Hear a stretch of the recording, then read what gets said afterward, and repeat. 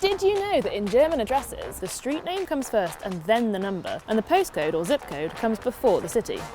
And check out the doorbells, no numbers. Instead, they're labelled with the surnames of the people living there, which strikes me as slightly unusual for this privacy-loving nation. Anyway, for today's episode, we're at home with the Germans.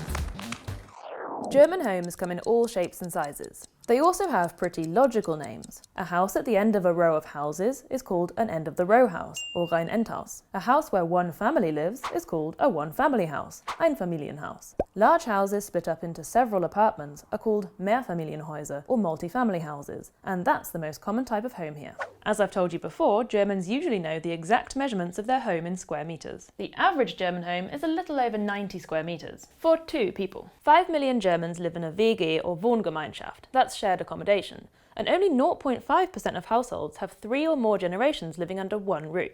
Cold rent means without bills, and warm rent includes costs for certain utilities and services.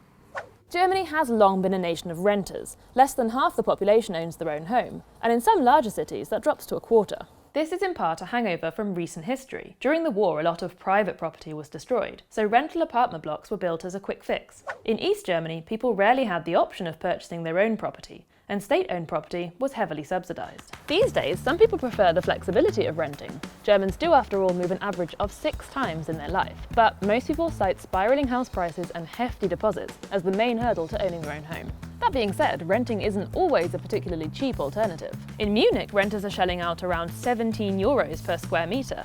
Berlin has introduced a controversial 5-year rent freeze to try and get its prices under control. And some people are getting creative, shunning traditional living models in favour of houseboats, campervans, communal living projects or tiny houses. Ein Tiny House ist ein kleines Häuschen, meistens aus Holz gebaut, zwischen 10 und 20 Quadratmeter auf Rädern, auf einem Pkw-Anhänger, ist aber auch eine Bewegung. Ja, ist eine Bewegung, die vor ungefähr 15 Jahren in Kalifornien in den USA eingesetzt hat. Und wie ist es dann nach Deutschland gekommen? In Deutschland gab es ja schon immer durch diese Kleingärten eine Tiny House Affinität. Deutsche und auch Holländer, die ja sehr viel Camping machen und Caravaning, die haben eine hohe Sympathie für kleine Räume. Welche Vorteile bietet ein Tiny House? Wenn wir nicht mehr so viel Platz beanspruchen, können wir nicht mehr so viel kaufen. Wenn alle Menschen auf einmal in Holzgebäude leben würden, hätten wir nicht so eine CO2-Katastrophen.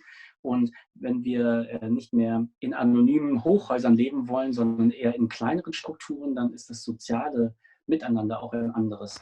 Anyway, back to the status quo for now. Here are my personal picks for a few things that make a home very German. House shoes, bottled water, sparkling of course, weird little mini forks for cake. If the cakes aren't mini, then why are the forks? Solid roller blinds that block out every last scrap of light. One of these retro-looking wooden measuring sticks. A cellar with caged-off storage spaces. A beloved balcony. That's the most sought-after home feature. 2 duvets, very practical. And unwieldy, squashy, frankly ridiculous square pillows. Newcomers often have a few surprises when they move into their first place in Germany. First of all, don't expect a house or flat to be furnished, even if you're renting. And the biggest shock of all might come when you enter the kitchen. Yep, it's totally normal to take your entire kitchen with you when you move. Counters, cooker, sink, everything. One good thing about moving here is that it's a team effort. It's absolutely the done thing to enlist the help of all your friends. The only payment required is beer, pizza, and the knowledge that you'll return the favour. Of course, it wouldn't be Germany without a good set of rules. The small print in a rental contract can include such gems as the exact level of noise you're allowed to make, how often you have to air your flat out, and the requirement to repaint every room a neutral colour upon your departure. If you've noticed anything else about the German way of living, leave me a comment below. Thanks for dropping by.